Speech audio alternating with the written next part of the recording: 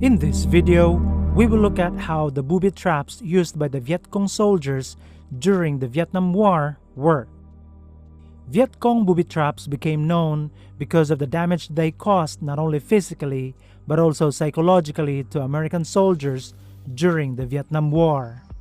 Physical and psychological because the damage and pain caused by these booby traps on human body was really horrifyingly unimaginable.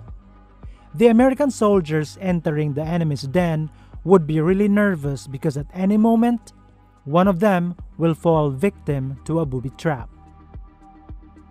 Also, take note that often among those who have fallen victim to booby traps were soldiers who were very tired from the battle, causing their situational awareness to drop so they didn't immediately notice the traps around them.